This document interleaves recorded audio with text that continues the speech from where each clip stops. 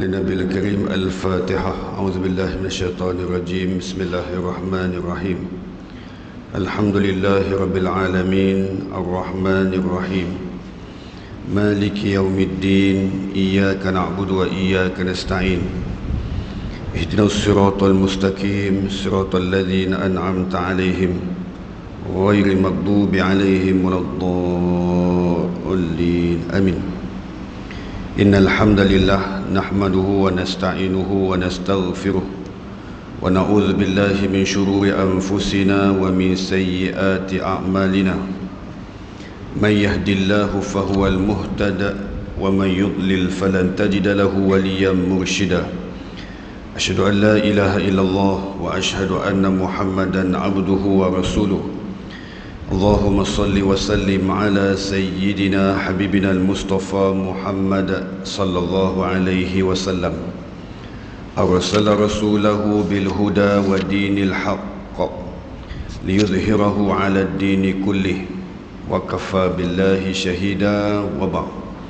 وقال الله تعالى في القرآن العزيز بعد أعوذ بالله من الشيطان الرجيم: يا أيها الناس اتقوا ربكم واخشوا يوما لا يجزي والد عن ولده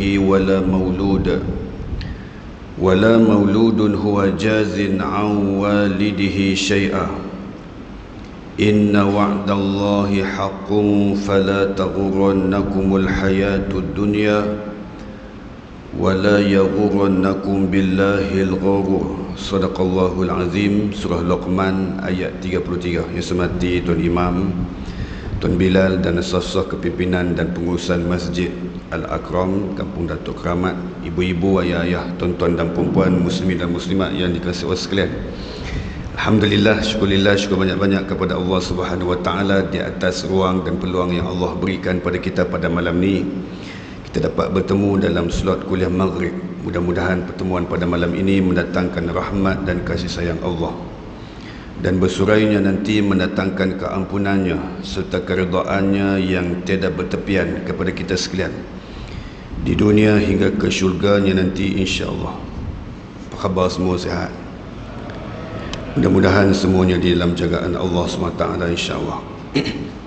Di dalam satu ayat Al-Quran yang saya bacakan tadi, kata Allah Subhanahu wa taala, wahai manusia, bertakwalah kamu kepada Allah Subhanahu wa taala, dan takutlah kamu satu hari nanti seorang ibu atau seorang ayah tidak dapat menolong anaknya yang diseksa oleh Allah Subhanahu wa taala. Begitu juga dengan seorang anak tidak dapat membantu ibu dan ayahnya yang diazab dan diseksa oleh Allah Subhanahu wa taala di hari yaumul jaza. Maka kata Allah Subhanahu wa taala, sesungguhnya janjinya benar. Apa-apa pun kalau Allah janji pasti benar. Dia janji berkenaan dengan syurga bagi orang yang beramal soleh, bagi orang yang bertaubat, bagi orang yang melakukan kebaikan, itu benar. Bahkan dia janji juga kepada orang-orang yang mengingkari atas apa yang disuruh, semuanya tidak dilaksanakan di dunia ni, maka Allah janji bahawasanya akan kenakan azab kepada mereka sekalian. Janji semua daripada Allah ni betul semua, pasti akan berlaku. Dia janji di alam barzakh akan didatangkan malaikat untuk soal siasat kita dan bertanya soalan, itu benar.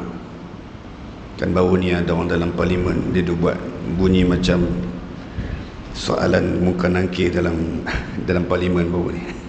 Itu pun satu hal juga. Tuan-tuan yang kasih sekalian, jadi maknanya semua janji Allah itu benar-benar belaka.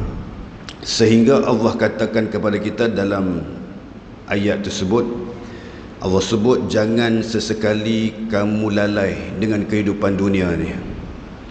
Sehingga dikatakan lagi, jangan kamu lalai dengan kehidupan dunia ni sehingga kamu melupakan Allah. Kita hidup di dunia ni, setidak-tidaknya ada jadual kita untuk Allah Subhanahu wa taala. Sebab kalau nak dihitungkan kebaikan Allah, segala kasih sayang Allah dan pemurahnya dan kasih sayangnya kepada hamba-hambanya sangat banyak dia punya kasih sayangnya kepada kita sekalian, sehingga ditawarkan nikmat kepada kita walaupun kita seorang yang berdosa besar, yang tak sering kali kita bertaubat kepada dia, yang jarang-jarang kali kita memohon ampun kepada dia, namun dia tetap memberikan nikmat kepada kita walau apa jua keadaan sekalipun. Walaupun kita tak semayang, walaupun kita selalu menderhakainya, walaupun kita selalu buat dosa besar, walaupun kita selalu buat benda-benda yang dimarahi Allah, maka Allah tetap meneruskan memberi nikmat kepada kita sekalian. Ada satu kata-kata daripada seorang alim, seorang waliullah, seorang ulama, namanya Sa'ad bin Hilal rahimahullahu ta'ala anhu. Kata Sa'ad bin Hilal, Allah subhanahu wa ta'ala tetap memberikan rezeki kepada hamba-hambanya walaupun hamba-hambanya itu berdosa, dengan 4 rezeki. Rezeki apa tuan-tuan? Yang pertama Allah sebut yang pertama yang disebut oleh ulama tersebut, dia kata la yahjubu anhu rizqa. Allah tidak menghalang untuk memberi rezeki kepada hamba-hambanya walaupun hamba-hambanya itu seringkali melakukan dosa besar kepada dia dan tak pernah taubat, tak semayang, tak puasa, tak tunai zakat, selalu buat benda-benda yang dimurkai Allah. Allah tetapkan juga rezeki pada hamba dia. Baik tak Allah tuan-tuan? Baik. Yang kedua, kata Sa'ad bin Hilal, la yahjubu anhu sihah.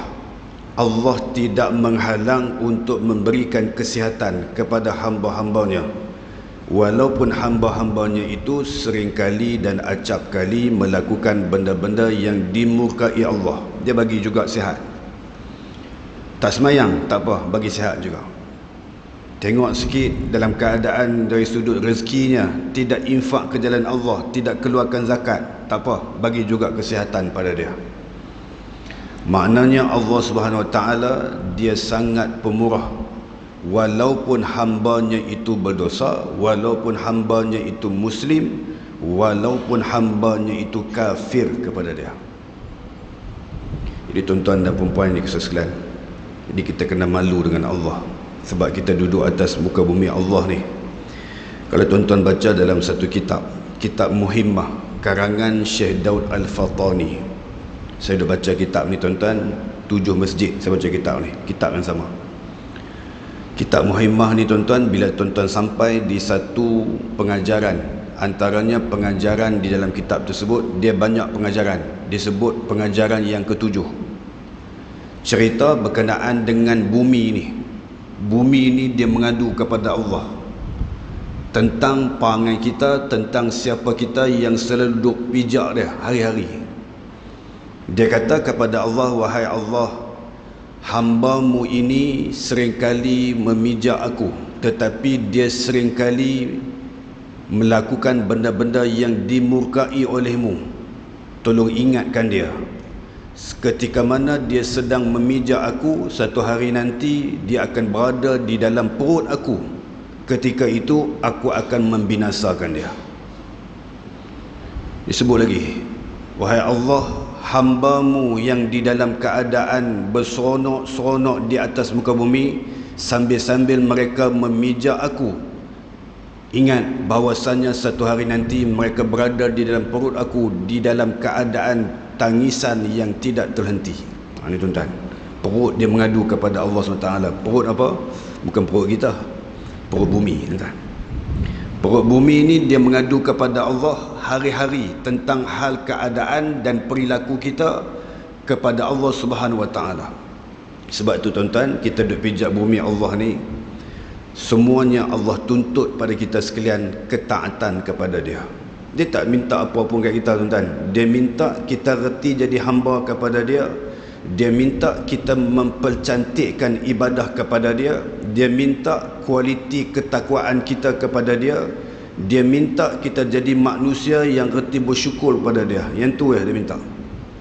Dia tak minta duit kita pun tuan-tuan. Kalau kita tak buat, kalau kita tak beribadah, kalau kita tak reti nak tunduk kepada dia pun, dia sedikit pun tak tergugat kedudukan dia. atas apa yang kita buat di dunia ni. Siapa-siapa pun. Kita tak semayang, dia tak tergugat pun diri dia. Kita tak pergi haji, walaupun kita ada kemampuan untuk pergi haji, kita tak pergi, dia sedikit tak tergugat diri dia. Dia suruh kita melaksanakan ibadah zakat, kita tak mau tunai, dia kata sedikit pun aku tak tergugat pada diri aku. Ada tak ayat cerita kata sedikit pun tak tergugat diri dia? Ada. Tuan-tuan boleh baca, tuan-tuan boleh semak dalam juzuk yang keempat di dalam surah Ali Imran. Allah kata wa man kafara fa innallaha ghaniyun 'anil 'alamin. Dalam surah Luqman, wa man kafara fa innallaha ghaniyun hamid. Allah sebut dua tempat ni. Maksudnya Allah cerita apabila manusia tu tak reti nak tunduk kepada Allah, Allah sebut sesungguhnya akulah Tuhan yang maha kaya sekalian alam ni. Aku tak tergugat pun kedudukan aku di atas kekufuran kamu. Sebut dalam surah Luqman, kamu bersyukur sendiri punya, kamu akan dapat balasan dia. Kalau kamu kufur, sedikit pun tak tergugat diriku. Allah kata wa man kafara fa innallaha ghaniyun hamid. Allah kata. Jadi ayat-ayat Quran ni menceritakan tentang baiknya Allah Subhanahu wa taala kepada kita sekalian. Contoh yang ketiga. Sa'ad bin Hilal kata wala yuzhiru alaihi dzamb. Dia kata Allah tidak sesekali mempamerkan dosa kita kepada khalayak ramai. Dia tak pamer pun dosa kita. Kita tak tahu dosa sesama kita ni apa dosa yang kita dok buat di dunia ni. Kita tak tahu. Tetapi di sisi Allah Maha mengetahui atas apa yang kita dok buat di dunia ni, semua di dalam pengetahuan dia, bahkan di dalam catatan dia.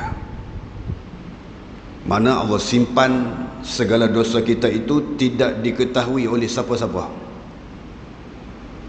Cuba kalau Allah tayang dosa kita. Cuba.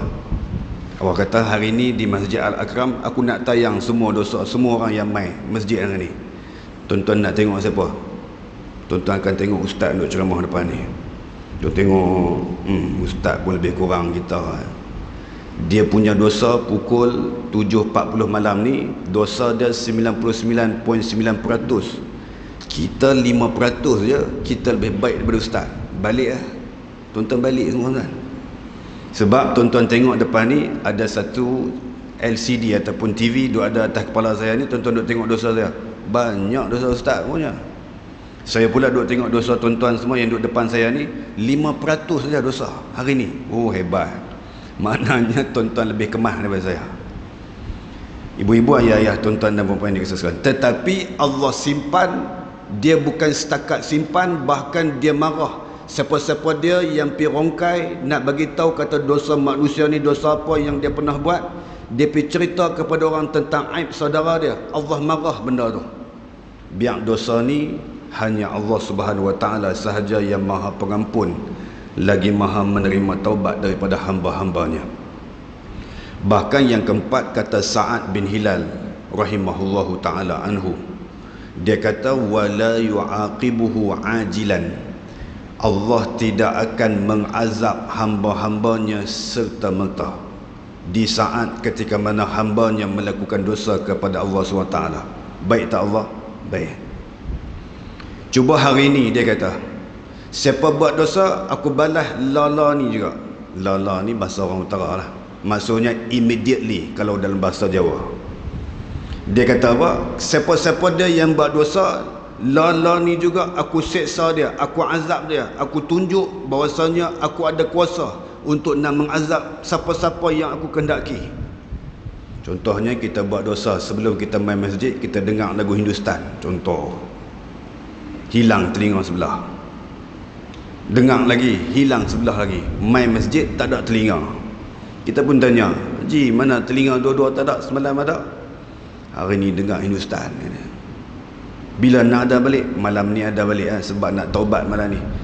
Tapi benda ni tak berlaku sebab Allah nak simpan, biar saja Allah saja yang Maha mengetahui untuk apa yang dia akan buat kepada kita.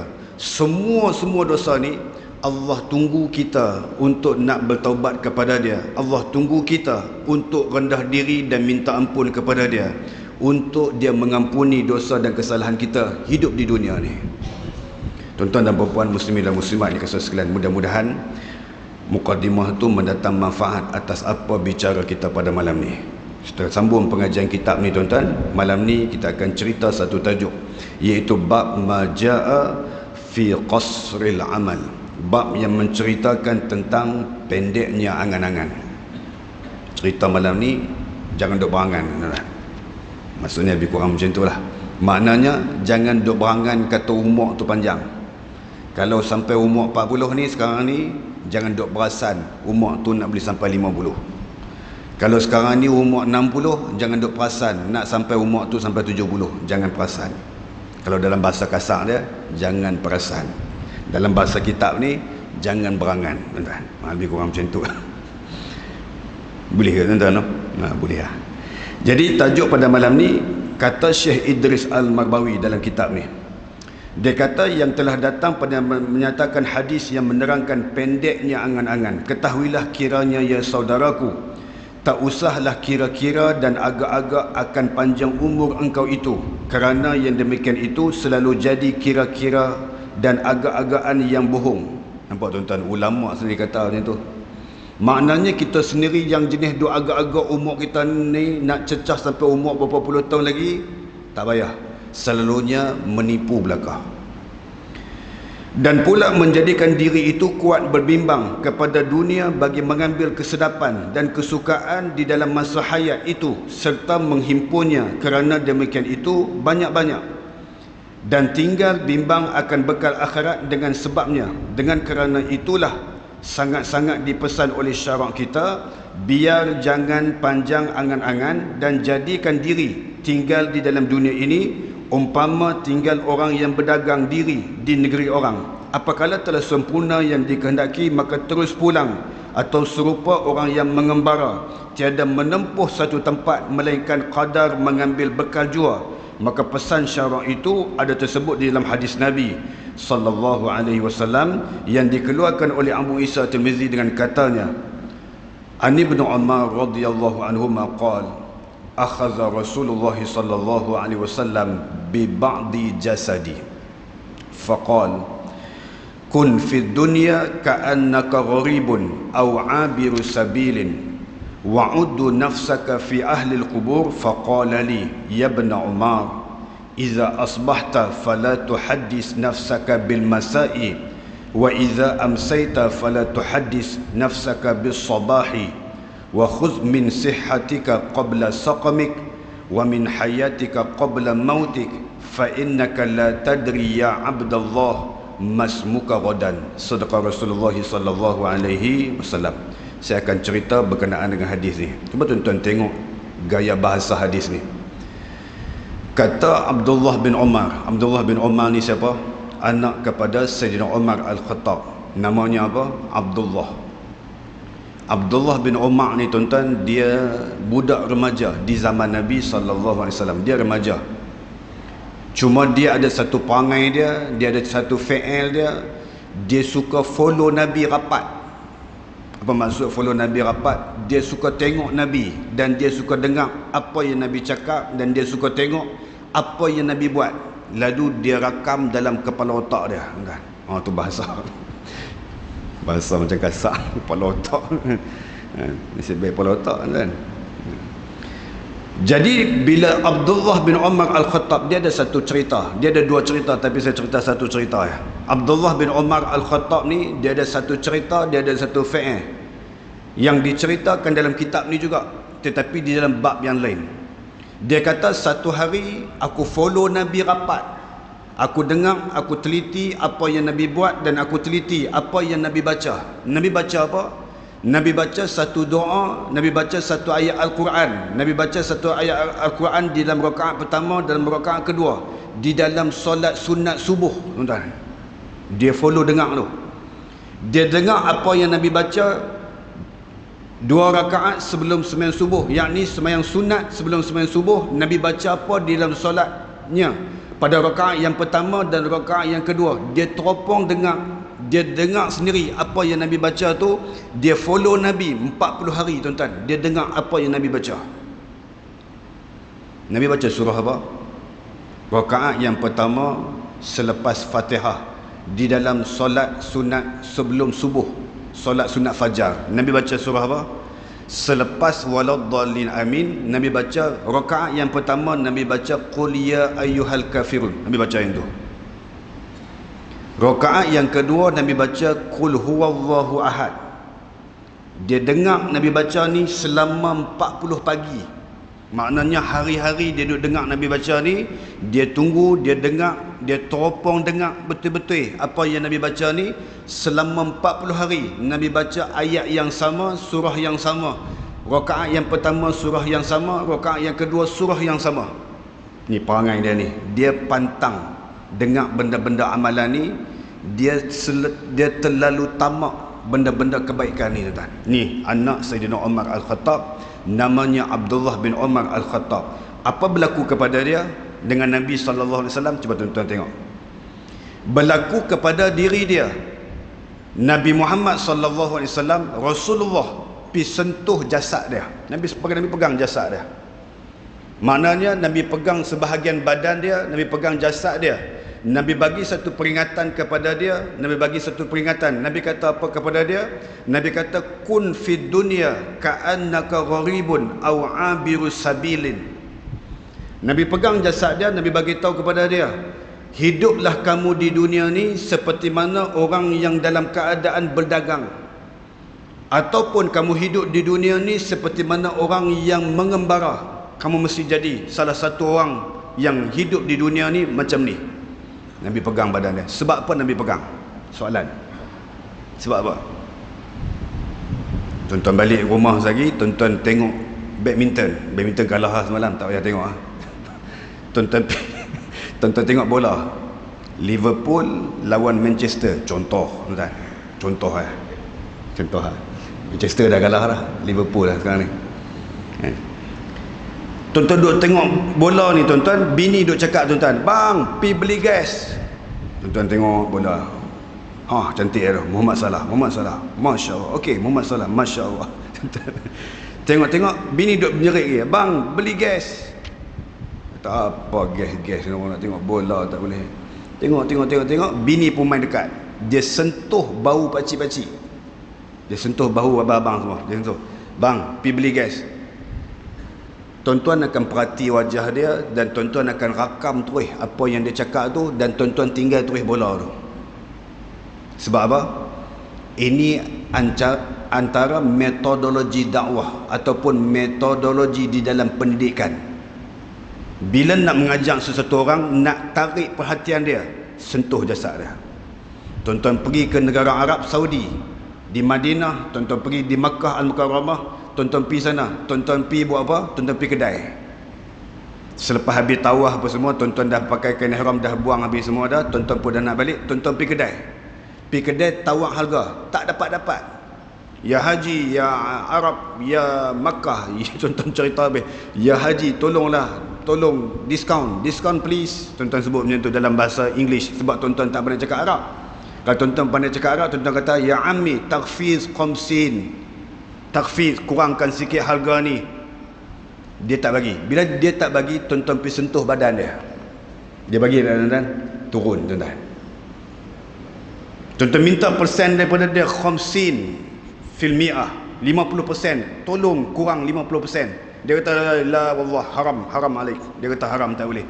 Tuan-tuan pergi sentuh badan dia, takhfiz ya ammil haq. Tuan-tuan kata macam tu, diskaun sikit Pak Haji. Dia bagi apa? Dia kata boleh 20%. Dapat dah mana? Nampak tuan-tuan? Maknanya ini metodologi yang diguna pakai oleh baginda Nabi sallallahu alaihi wasallam. Siapa suruh Nabi buat macam ni? Allahu akbar. Allah yang suruh Nabi buat macam ni.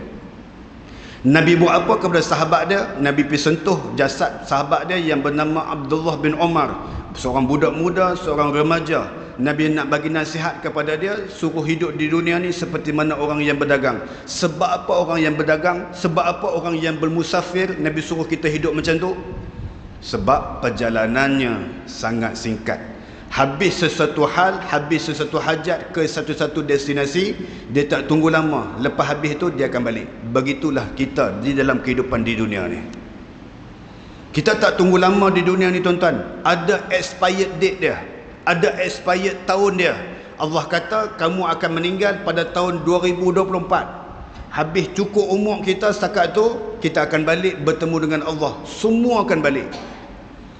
Cuma keadaan kita balik tu, ada orang yang balik dalam keadaan kerugian, ada orang balik dalam keadaan sangat beruntung di atas hasil yang dibina di dunia ni. Maka dia akan dapat untungannya ketika mana di alam barzah, ketika mana di alam kubur, bahkan di alam mahsyar. Dia akan untung sehabis-habis untung. Sebab itu tuan-tuan, Nabi pesan sungguh-sungguh, fikir elok-elok hidup di dunia ni. Bahkan kata Nabi SAW, wa'uddun nafsaka fi ahlil kubur, dan kirakan dirimu di dalam orang-orang ahlil kubur. Maksudnya Nabi suruh kita ingat betul-betul bahwasannya bagaimana keadaan kita nanti kalau kita jadi ahli kubur nanti. Kita nak jadi apa di alam barzakh, tuan-tuan? Kita yang hidup di dunia ni, kita tak tahu apa nasib kita di alam barzakh nanti. Kita pun tak tahu kita nak jadi apa. Kubur kita tu nak jadi satu taman daripada taman-taman syurga, ataupun satu lubang daripada lubang-lubang neraka. Semuanya tu bikinnya di mana? Bikinnya di sini, di dunia. Bikin dia bikin pula main mana bikin bahasa ni lah. Maknanya semuanya kita perbuat tu di mana? Di dunia ni. Kita nak bagi jadi terang benderang di dalam kubur kita daripada solat malam yang kita bina setiap malam. Kita nak jadi teman kita di alam barzah, teman yang mesra, Quran yang akan menjadi teman mesra di alam barzah. Kita nak jadi satu taman daripada taman-taman syurga, nak bagi jadi luah, nak bagi jadi lapang, nak bagi jadi terang benderang. Semuanya amal soleh kita yang kita bina di dunia ni, maka akan menjadi di dalam kubur kita satu taman daripada taman-taman syurga. Sebab tu Nabi suruh kita fikir-fikirkan bagaimana keadaan kita ketika mana kita menjadi satu ahli daripada ahli kubur. Tuan-tuan, itu kena fikir juga lah. Macam mana nak boleh main fikir benda ni tuan-tuan? Tuan-tuan pergi ziarah di perkuburan, tuan-tuan pergi tengok bagaimana orang kebumikan jenazah, tuan-tuan pergi tunggu tengok kubur tu macam mana. Tunggu tengok. Ui, sempit Zat, macam mana boleh jadi macam ni? Macam mana nak bagi luah fikir ni tu? Oh, nak bagi luah kena baca Quran banyak-banyak, kena baca surah Al-Mulk setiap malam, insya-Allah luah. Ni sempit ni, macam mana nak bagi terang benderang ni? Fikir balik solat malam bagi terang benderang.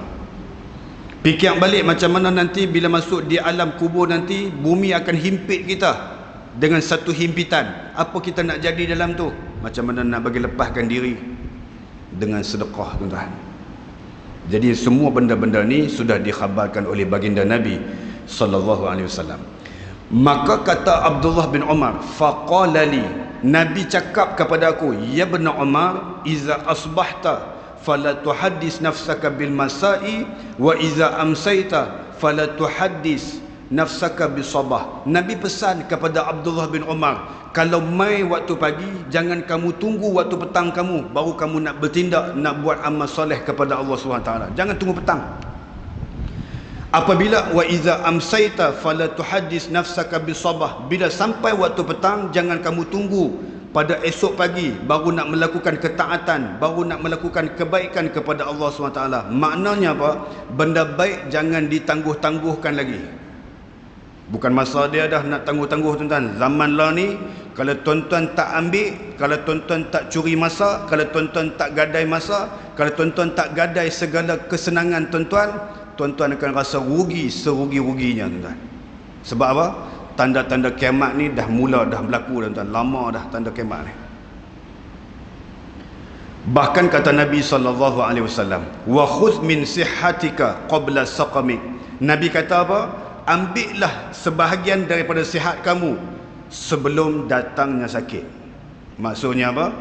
Waktu kita duduk sihat ni, setakat mana yang kita mampu nak buat baik, setakat mana yang kita mampu nak buat amalan-amalan sunnah, buat waktu sihat ni. Main sakit boleh buat dah, kan? Tak boleh buat apa dah.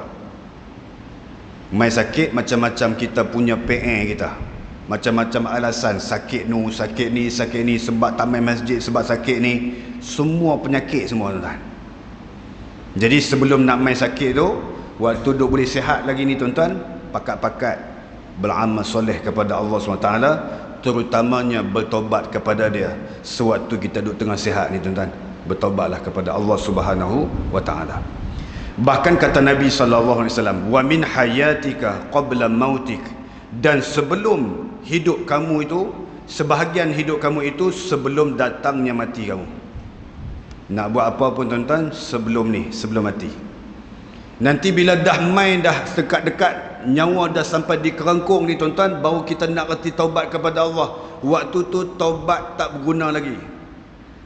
Cuba tuan-tuan tengok dalam surah Al-Munafiqun, Allah cerita keadaan orang yang gagal di dalam bersedekah, gagal di dalam berinfak, gagal di dalam memberikan zakat di jalan Allah, gagal infak di jalan Allah. Di saat kematian dia, dia cakap kepada Allah supaya Allah tangguhkan kematian dia untuk dia bersedekah, supaya dia dilevelkan bersama dengan orang yang soleh.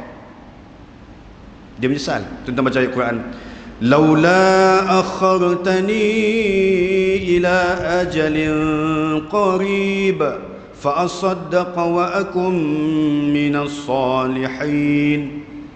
Kalaulah boleh wahai Tuhan kami, tangguhkan kematian kami agar kami infak ke jalan-Mu, supaya kami dilevelkan bersama dengan orang-orang yang soleh.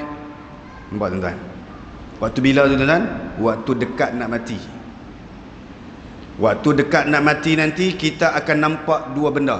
Salah satu daripadanya, sama ada kita akan nampak sa'idun ataupun kita akan nampak syaqiyun. Apa maksud syaqiyun? Kecelakaan. Sa'idun, kebahagiaan. Nampak antara salah satu. Kalau dekat-dekat nak meninggal dunia tu kita nampak kebahagiaan, kita akan senyum. Seperti mana yang berlaku kepada Sayyidina Bilal ibn Rabah radhiyallahu anhu. Sayyidina Bilal ibn Rabah di saat hampir-hampir dia nak meninggal dunia, dia senyum, bahkan dia ketawa sungguh-sungguh di saat hampir-hampir kematian, sehingga mengejutkan para sahabat-sahabat Nabi yang tengok kelakuan Sayyidina Bilal ibn Rabah yang senyum tak henti-henti. Lalu ditanya kepada dia, wahai Bilal, kenapa kau senyum? Jawab Bilal ibn Rabah, aku senyum sebab aku melihat baginda Nabi SAW sedang menanti kedatangan aku ketika mana aku nak mati sebentar lagi.